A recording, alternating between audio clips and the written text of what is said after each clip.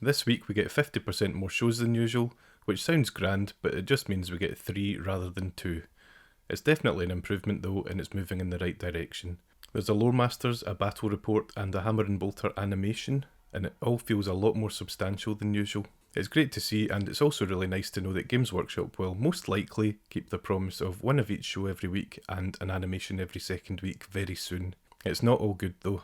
Thanks to regular viewer Sindwar for pointing this out. I really hope I got your name right, but there's a very concerning line in the latest Sunday preview for Warhammer Plus, and it's very concerning indeed. For those of us excited about the future of the Exodite, it might actually be over before it's even had a chance to start. It's had 20 minutes runtime over 2 episodes so far, and I thought, just like Angels of Death, it would run for about 10 episodes, which would have been decent. Sadly, and quite unbelievably, the next episode might be the last. Here's the line from the article. This will be followed in the very near future by the glorious conclusion to the Exodite. Surely that's some mistake. That can't be. We've only had 2 10-minute episodes. That is nowhere near enough. That is a mini-series and not actually a series. I can't really hide my disappointment. I thought we would get a lot more than 3 episodes. No character development, no strategy, no tension, no twists. Just done. Considering episode 1 was a scene setter, there hasn't been very much substance at all. Sure, it looks lovely and the Warlord Titans were downright awesome, but unless the third episode is absolutely incredible, and I mean top-notch, balls-to-the-wall action and plot twists all over the place, then this will go down as a big meh from me. Of course I'll give it a chance. I can't very well review something that isn't out yet, but I can't hide my disappointment over this one. We've got the Interrogator coming up and more episodes of Hammer and Bolter, including the first Age of Sigmar one, but I just thought we'd be enjoying the Exodite for months to come, and it doesn't look like that'll be happening.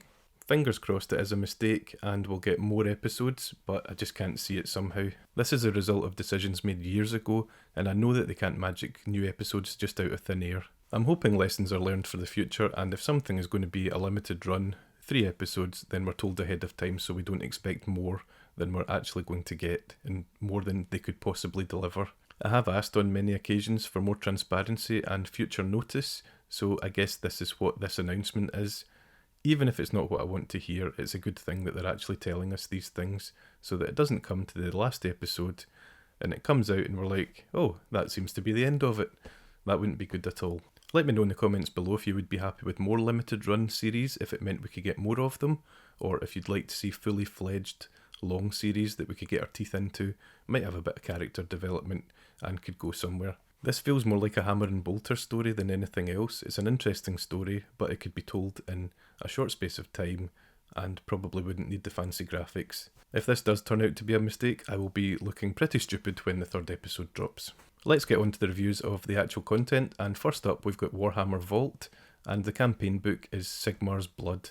Now it's Grand Theogenist Volkmar the Grim, who's a great character, versus Manfred von Karstein, who's a vampire lord, and he's actually through the whole of the Old World stories, plus the Mortal Realm stories as well, so he's a big character as well. Peak White Dwarf for me was when I was reading Warhammer Fantasy Battles battle reports, and I'd read them over and over again. I really wanted a full army. I wasn't great at painting and cleaning full metal minis back then because I was a child, but I really wanted a full army. I would have gone Empire if I could have. I just thought everything was so cool, like steam tanks and knights and things like that. It seemed amazing. Also wizards. Wizards just seemed brilliant. The way they used to describe spells in battle reports, to my young brain, it was just the coolest thing ever. I know I could get Cities of Sigmar for the Age of Sigmar game, but it's just not quite the same. I just had a little look about the proposed Old World game coming back, and it's apparently going to be either this year or next year, and I'm very excited for that. I will be going all in on it. As always, there's 2 white dwarves, one's Blood Angels and the other one's Orcs and Goblins.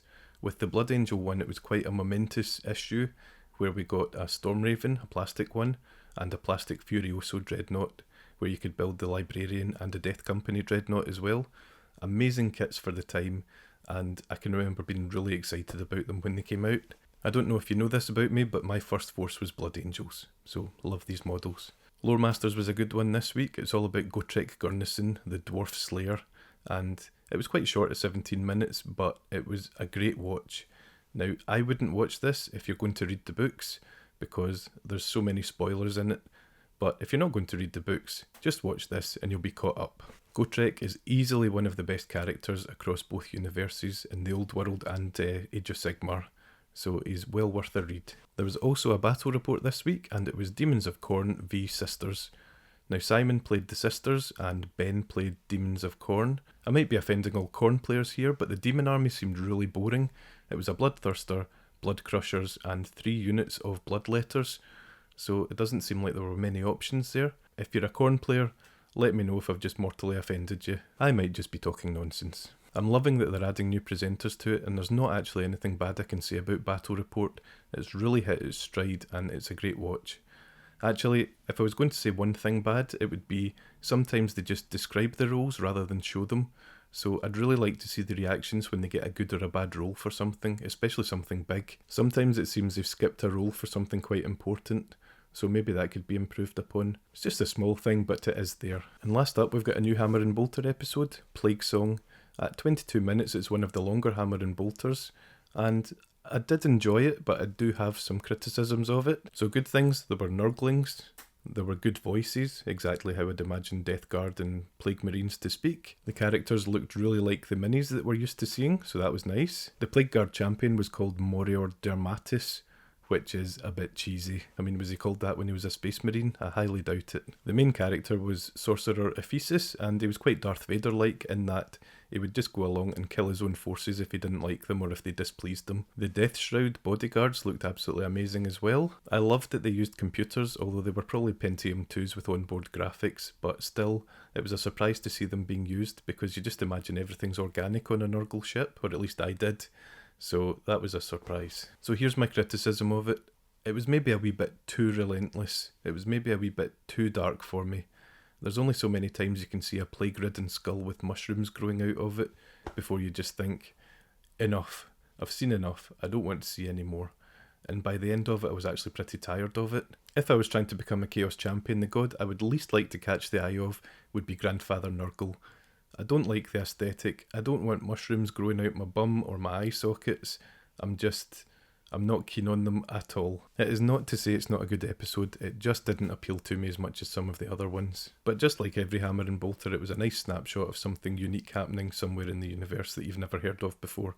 So that's really cool. Let me know what you thought about this week's offerings. If you haven't subscribed, please subscribe. Maybe throw me a like as well. Once again, thanks for watching. Happy hobbying, and I'll see you in the next one. Cheers.